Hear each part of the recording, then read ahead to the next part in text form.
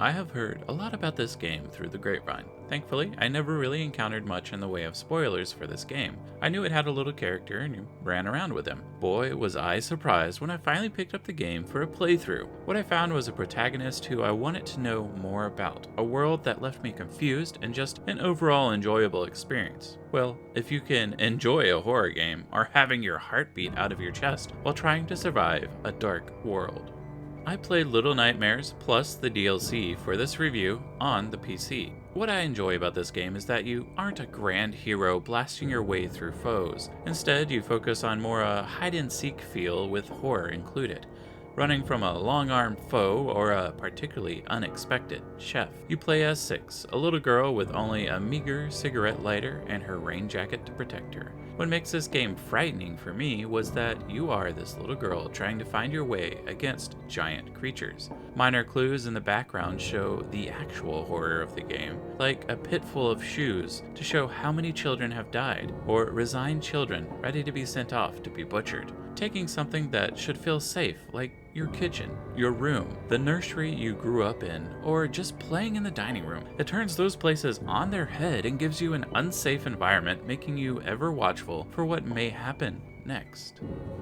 The environment is also part of the gameplay. While some games choose to have a grand world that you live in, Six uses the environment to get from one location to another. The visual aspect is like a doll's house, with the panels taken off showing the themed rooms in odd proportions.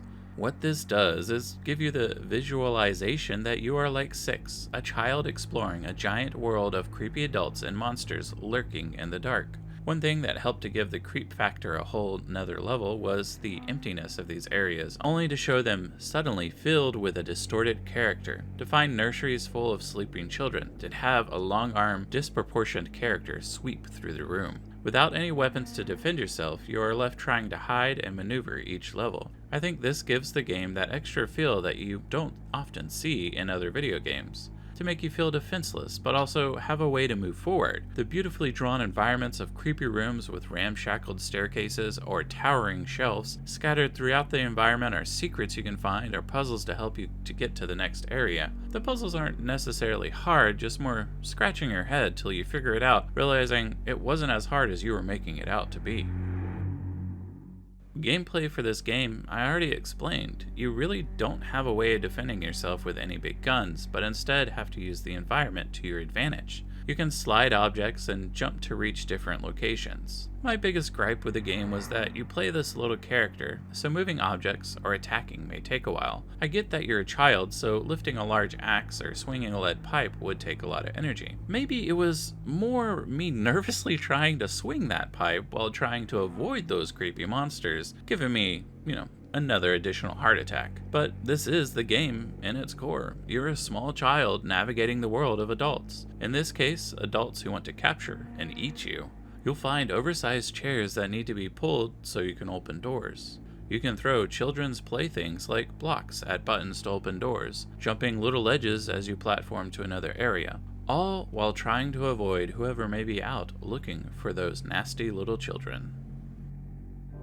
The story doesn't necessarily say, here, this is what this game is about. For me, I think that's great. It's a good way to leave you guessing and wondering what's going on with the story. I'll talk about the DLC in the main game here, so if you haven't played the whole game or haven't beat the DLC, spoilers! The game isn't a gory game. It isn't one that has a lot of jump scares. What makes it so impactful is that it's filled with horrifying imagery that causes you to cringe, making it deeply unsettling as you try to explore your way through the world. As you explore the world, Six does things that can be thought as weirder and weirder, as she goes from eating bread to a rat, then something more disturbing. While you have the runaway kid just trying to escape only to find there is no escape in this world. What makes the story great for me, and yes, I said it before, is the questions you find yourself asking throughout the game. The game will explain some, but mostly gives you more questions than you get answers. Wondering where their powers come from, why is everyone so fat and greedy, and so on. I think what makes this game hit harder is that it focuses on real-world monsters, like gluttony, vanity, and selfishness. Seeing the extremes that are brought out from those vices only emphasizes the reality of some of the story.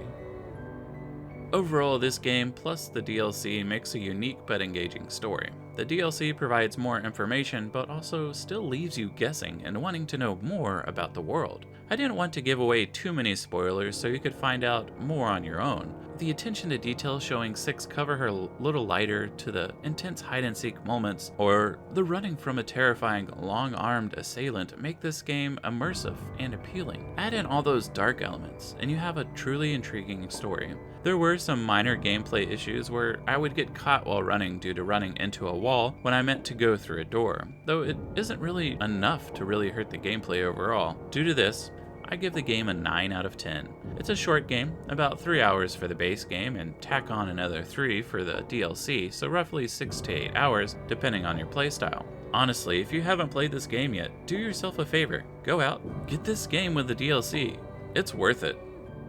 I hope you enjoyed my Little Nightmares review. If you enjoyed my video, please leave a like and a comment below on what you liked about this video, or if you have any other games you'd like me to check out. If you'd like to help support the channel, make sure to click subscribe.